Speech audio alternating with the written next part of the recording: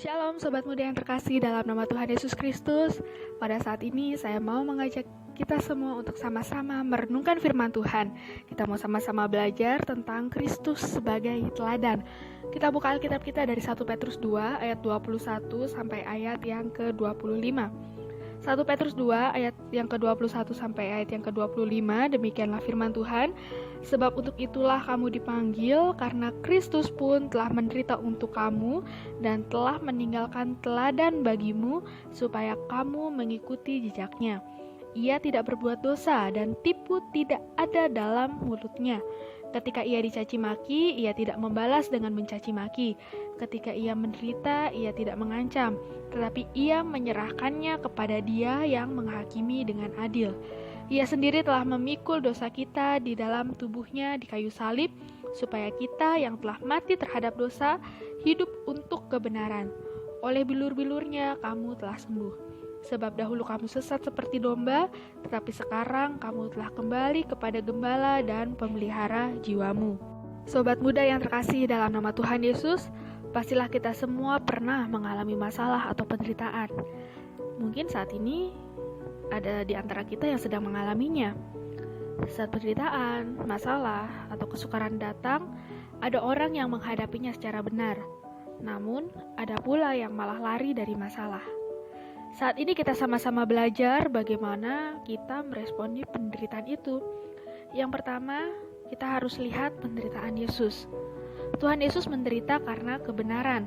Dari sini kita dapat melihat bahwa orang Kristen pun tidak luput dari penderitaan, terlebih penderitaan karena kebenaran. Namun ada penghiburan sejati bagi orang percaya. Penghiburan yang pertama adalah saat kita mengetahui bahwa penderitaan itu adalah ketetapan Allah.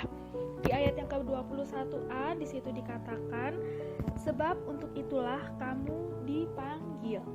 Ya, sebab untuk itulah kamu dipanggil. Penderitaan karena kebenaran adalah sebuah panggilan. Sama halnya ketika kita dipanggil untuk diselamatkan. Demikian juga kita dipanggil untuk menderita bagi kebenaran.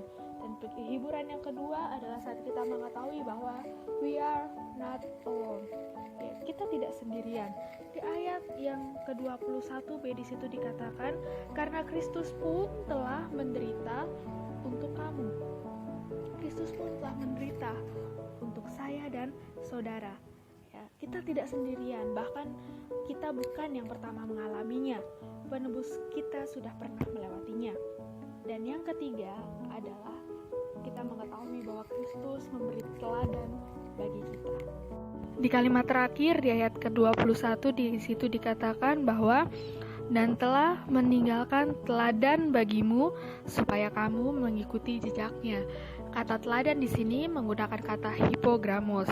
Hipogramos di sini adalah sebuah pola titik-titik yang biasa dipakai anak-anak untuk belajar menulis. Anak-anak tinggal mengikuti polanya. Begitu juga dengan Kristus.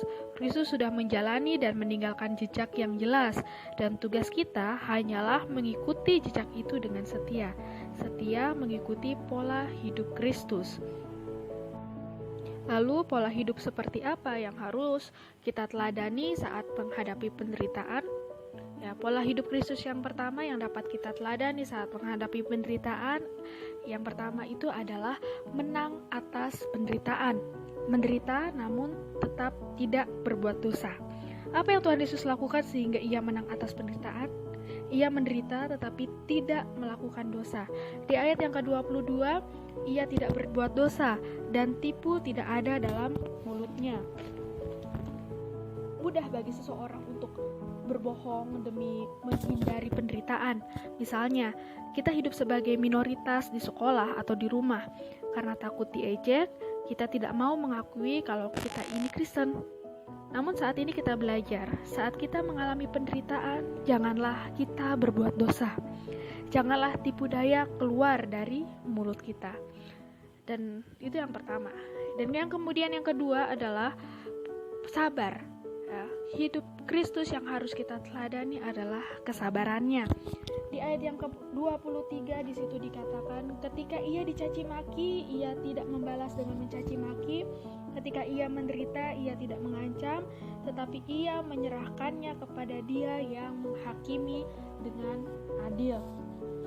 Saudara, Tuhan Yesus terus-menerus dicaci maki, diejek, dan dilecehkan, tetapi Ia tidak pernah membalasnya. Jangankan membalas, mengancam saja tidak. Bagaimana dengan kita? Saat kita disakiti orang lain, apa yang kita lakukan? Mungkin sering kita berkata, awas lo ya, atau tunggu pembalasan gue. Saudara, dari sini kita harus melihat bahwa dengan kuasa yang Tuhan Yesus miliki, Tuhan Yesus bisa saja memberikan ancaman kepada para penyiksanya. Tapi apa yang Ia lakukan? Ia malah memohonkan pengampunan bagi mereka. Tuhan Yesus tidak mengancam mereka. Tuhan Yesus berdoa bagi mereka. Dan yang ketiga, yang harus kita teladani saat kita menghadapi penderitaan, yang kita teladani dari Tuhan Yesus adalah Ia berserah penuh kepada Allah.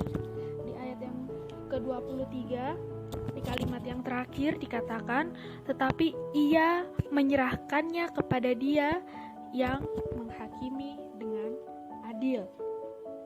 Saudara, di dalam penderitaannya sebagai manusia, Tuhan Yesus selalu berserah kepada Allah yang adil. Dan Dia menyerahkan semua kepada Bapanya yang ada di surga. Lalu, apa yang Ia serahkan? Ya, yang Ia serahkan di sini kita mungkin ada di dalam benak kita ya. Kita katakan bahwa Tuhan Yesus menyerahkan musuh-musuhnya, orang-orang yang menyiksanya untuk dihukum. Tapi kita ingat lagi, ya Tuhan Yesus malah berdoa bagi mereka dan memohon pengampunan bagi mereka. Dan di ayat ini, di ayat 23 dalam versi bahasa Inggris dikatakan di situ, He entrusted himself to him. Ia menyerahkan dirinya kepada Bapa. Dirinya sendirilah yang Ia serahkan. Ya, Dia menyerahkan dirinya, Ia menyerahkan hidupnya. Itu berarti sudah satu paket dengan perkara yang Ia alami. Dia menyerahkan seluruhnya apa yang Dia alami kepada Bapa. Orang yang mempercayai keadilan Allah pasti tidak akan membalas kejahatan dengan kejahatan. Mereka yakin bahwa Allah bertindak secara adil dengan caranya, bukan cara manusia. Allah kita adalah Allah yang adil, dan mungkin saat ini kita sedang ada dalam penderitaan karena kebenaran. Tapi kita yakin bahwa sukacita kekal akan kita dapatkan dalam kehidupan kekal di surga. Tuhan Yesus menanggung penderitaan bukan karena kesalahannya sendiri, tapi karena dosa-dosa kita. Ia mau kita bebas dan sembuh dari dosa, dari kutukan dosa. Orang-orang berdosa seperti domba yang tersesat, tanpa gembala, rentan bahaya, kecelakaan, binatang buas, dan lain-lain. Namun orang-orang berdosa itu dan juga kita telah diubah menjadi milik gembala yang baik, yaitu Yesus Kristus yang menjadi pemelihara jiwa kita. Mari Sobat Muda yang terkasih, kita hadapi masalah atau penderitaan kita dengan respon yang benar sesuai dengan keteladanan Kristus. Hadapilah setiap masalah sesuai dengan teladan yang telah Tuhan Yesus berikan. Amin. Tuhan Yesus memberkati.